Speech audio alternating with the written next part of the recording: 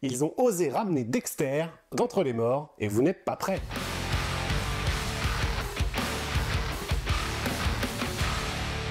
Salut à tous les sérivores et cinéphiles. Aujourd'hui, on plonge dans un retour qu'on n'attendait plus vraiment et qui, contre toute attente, marche plutôt bien. Dexter Resurrection, ouais, vous avez bien entendu, Dexter Morgan, notre expert en hémoglobine préféré et serial killer le plus charismatique de la télé, est de retour. Alors, comment on justifie ça ?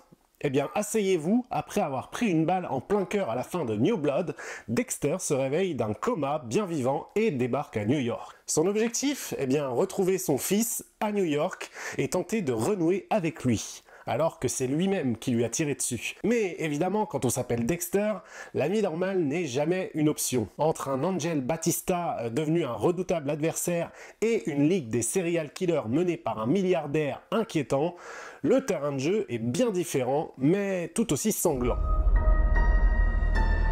Somebody once told me, you have to go through hell to achieve resurrection. Hallelujah. Dexter, it's like seeing a ghost. Chief Bishop told me that you were alive. She said that you were the Bay Harbor butcher. So much for the happy reunion.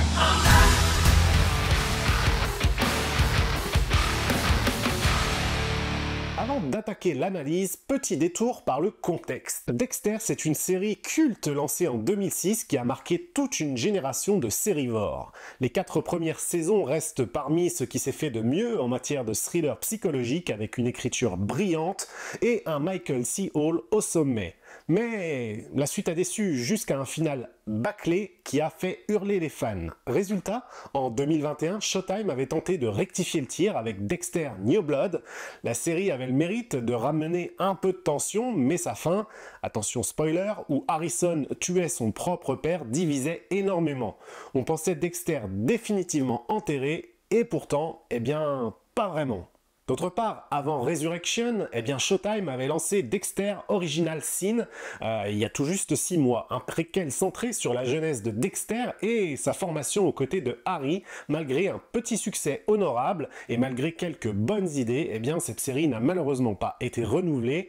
Beaucoup y ont vu une tentative timide de prolonger la franchise sans Michael C. Hall et la comparaison faisait forcément un peu mal. Et donc c'est là que Dexter Resurrection arrive en 2025 comme une véritable relance de prestige. Aux commandes, on a donc Clyde Phillips, le showrunner des Grandes Heures, et qui reprend les rênes avec une mission claire, corriger les erreurs passées et redonner à la saga son éclat d'antan. Le choix du décor n'est pas anodin. On a choisi ici New York à la place de Miami, une ville plus froide, plus verticale, qui change complètement l'ambiance et sert de terrain de jeu à une idée nouvelle et gonflée, celle d'une véritable ligue des serial killers, presque une société parallèle du crime. Côté casting, on a évidemment Michael C. Hall qui est de retour et il prouve qu'il n'a rien perdu de son intensité. Jack Alcott, quant à lui, revient en Harrison et on a aussi bien entendu David Zayas qui reprend son rôle d'Angel Batista, devenu un antagoniste de poids au passage. On a aussi une ribambelle de guests de luxe avec Uma Thurman, Kristen Ritter ou encore Neil Patrick Harris et surtout Peter Dinklage qui incarne Prater, un milliardaire aussi charismatique qu'inquiétant. Et ce qu'on peut dire déjà, c'est que la relance globalement a payé. Resurrection a battu tous les records de Showtime lors de ses premiers épisodes avec plus de 3 millions de spectateurs dès les 3 premiers jours de sa diffusion. Preuve que malgré des bas et des polémiques, eh bien Dexter reste une valeur sûre de la télé et ce comeback franchement avait de quoi surprendre même les fans les plus sceptiques. What better place to hide It's the greatest city in the world. where nobody knows who you really are? Tell me more about your friends. Prater likes to own things. Time to meet the man of the manor. Welcome.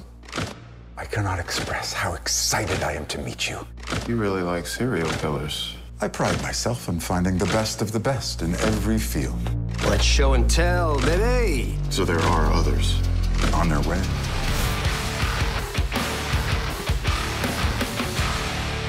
Faire revenir un personnage que tout le monde croyait enterré, eh bien c'est un pari risqué. Mais Dexter Resurrection l'assume pleinement. Effectivement, plutôt que de perdre du temps à justifier l'injustifiable, la série prend le parti d'utiliser cette résurrection comme un tremplin pour repartir sur de nouvelles bases. Et une fois ce cap passé, eh bien, force est de constater que le récit est plutôt solide et que ce qu'on avait vu dans New Blood pouvait être surpassé. La vraie différence, évidemment, c'est l'ampleur de la menace. Là où Dexter affrontait traditionnellement un ennemi unique, souvent le reflet noir de lui-même, eh bien, cette nouvelle itération introduit une dimension collective, un système organisé, une forme de société parallèle du crime. Ce n'est plus seulement l'histoire d'un duel entre deux prédateurs, non, Dexter ici est face à quelque chose de plus vaste, de plus tentaculaire, et ça change complètement la dynamique de la série. Ce choix scénaristique est d'ailleurs renforcé par le décor. New York devient un personnage à part entière dans la série. La ville impose un rythme différent, une verticalité, une froideur qui contraste avec la moiteur colorée qu'on avait à Miami. Les gratte-ciel, les ruelles sombres, les espaces clos et étouffants créent une toile de fond parfaite pour créer une nouvelle vision. On sent que le showrunner, Clyde Phillips, a voulu sortir la série de son cadre habituel pour la confronter à une ambition plus dure, plus réaliste et plus implacable. Et surtout, eh bien, la narration gagne globalement très bien en efficacité. Chaque épisode est un vrai poids, un vrai épisode où on a l'impression d'avancer, avec un équilibre entre montée en tension et exploration psychologique des protagonistes, et aussi des moments de choc évidemment. On retrouve une certaine fluidité qui manquait aux dernières saisons de la série mère, et aussi à New Blood, avec moins de digressions inutiles et une écriture plus concentrée sur le propos principal de la série.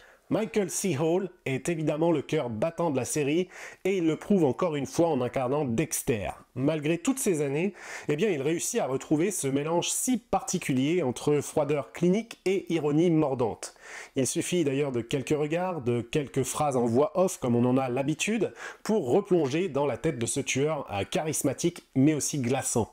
Sa présence d'ailleurs suffit à donner du poids à la série, ce qu'on n'avait pas par exemple dans le préquel qu'on a eu durant le printemps, et c'est probablement la meilleure décision que Showtime pouvait prendre. Sans Hall, eh bien il n'y a pas vraiment de Dexter à mon sens. En face, Peter Dinklage apporte une intensité différente, son personnage est construit comme un contrepoint parfait à Dexter, il est charismatique, il est intelligent et surtout très imprévisible. Dinklage évite d'ailleurs les clichés du méchant caricatural à mon sens, il impose une autorité assez tranquille, presque aristocratique, qui rend chacune de ses apparitions globalement captivantes. Ces scènes partagées avec Hall sont de véritables duels, pas seulement physiques, mais aussi intellectuels, et elles donnent à la saison une profondeur dramatique que peu de spin-off peuvent revendiquer.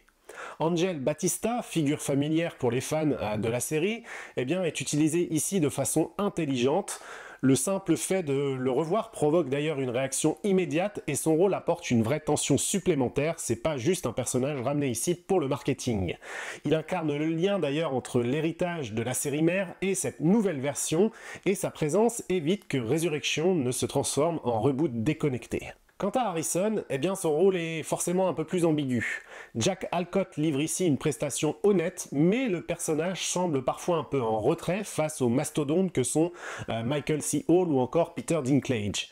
Cela dit, sa place dans la série pose des questions intéressantes, notamment autour de la filiation, du poids de l'héritage, et on peut aussi parler des seconds rôles bien entendu, et des guests de luxe comme Uma Thurman bien entendu, ou encore Neil Patrick Harris, qui ajoutent globalement du relief à la série, même s'ils ne sont pas toujours exploités à leur plein potentiel à mon avis, mais c'est pas nécessairement le sujet de la série. Parlons un peu de thématique, et celle qui est centrale à la saison, eh bien c'est celle de l'héritage. Est-ce qu'on peut échapper à ce qu'on est? Est-ce qu'on est condamné à reproduire les mêmes erreurs que ses parents? Ces questions plutôt traversent toute la saison et nourrissent plusieurs dynamiques de personnages. Dexter par exemple n'est pas seulement un tueur qui cherche à maîtriser ses pulsions, c'est dépassé depuis longtemps, non, il est aussi un père, et la série insiste d'ailleurs sur ce paradoxe entre transmission et malédiction en quelque sorte. La double vie, le masque social et la lutte intérieure restent évidemment au cœur de la série et du récit. Dexter est toujours cet homme qu'on a connu partagé entre ses instincts meurtriers et bien entendu son code moral inculqué par son père qu'on revoit d'ailleurs dans la série, ce qui est très agréable. C'est une boussole fragile qui menace à tout moment de s'effondrer, et c'est toujours aussi bluffant de voir ça. La saison insiste d'ailleurs sur le fait qu'il ne changera jamais, ou en tout cas probablement jamais, et que ce conflit intérieur est tout simplement son moteur principal.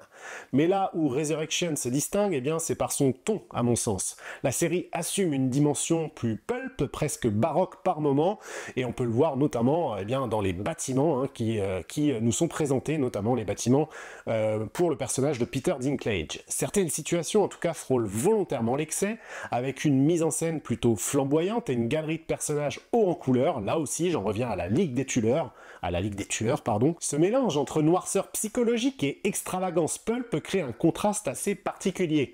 Certains spectateurs trouveront ça peut-être déstabilisant, mais c'est aussi ce qui permet à Resurrection de ne pas être un simple reboot, une simple copie des premières saisons, mais d'avoir aussi son rythme et son impact particulier, son image particulière.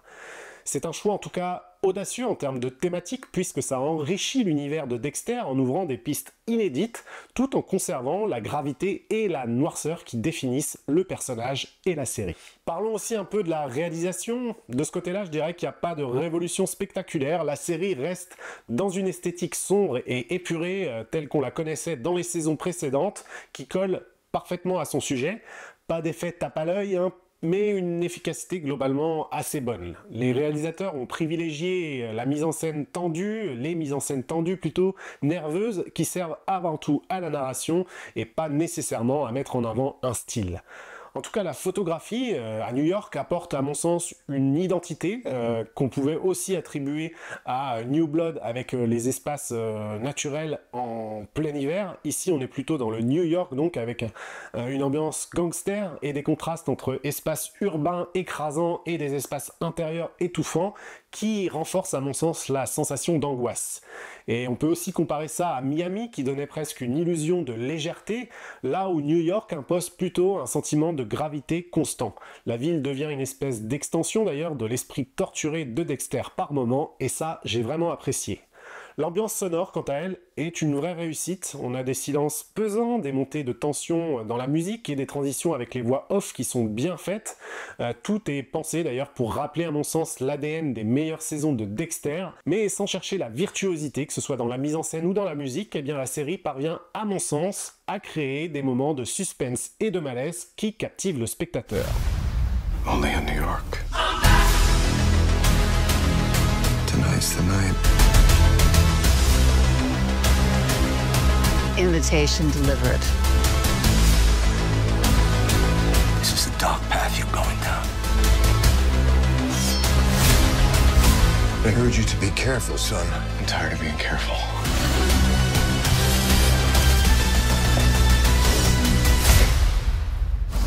What do you think? I'm back in New York.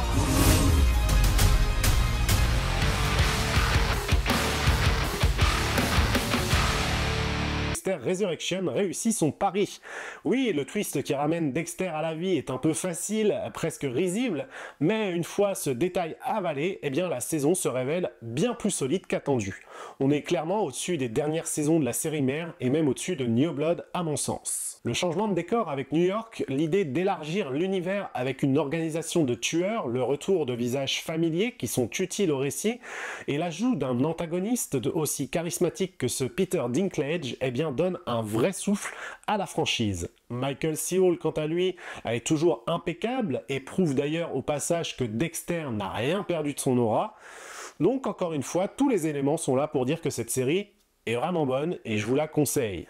Tout n'est pas parfait cependant, certains personnages secondaires peinent un peu à donner et à exister, on a un ton pulp aussi assumé qui peut ne pas plaire et qui peut diviser, mais l'essentiel est là à mon sens, on a du suspense, des dilemmes moraux comme d'habitude dans Dexter, des confrontations intenses aussi, et toujours cette atmosphère unique à la série qui nous replonge immédiatement dans l'univers. Alors non, on n'atteint pas la grandeur absolue des 4 premières saisons de la série, qui reste intouchable, mais pour un revival, eh bien c'est franchement une réussite, et probablement la meilleure déclinaison de la franchise depuis assez longtemps. Un retour sanglant, audacieux, et surtout diablement divertissant. Voilà, vous savez tout sur mon avis pour Dexter Resurrection. Moi j'ai envie de savoir en commentaire ce que vous en avez pensé. Est-ce que ce retour est une bonne idée? Ou est-ce que on aurait dû laisser Dexter là où il était, c'est-à-dire mort? Dites-moi tout en commentaire, je suis curieux de lire vos avis. Dites-moi aussi ce que vous pensez de ce nouveau décor que j'essaye. Dites-moi si c'est cool, si c'est mieux qu'avec mes plantes. J'attends vos avis et comme d'habitude, si la vidéo vous a plu, pensez à liker, partager et vous abonner pour ne rien rater aux prochaines critiques. Il paraît aussi que vous pouvez booster maintenant les vidéos, notamment si vous êtes sur téléphone, alors surtout n'hésitez pas. On se retrouve très vite pour une nouvelle analyse et d'ici là, faites attention tout de même à vos pulsions, ça pourrait vous coûter cher.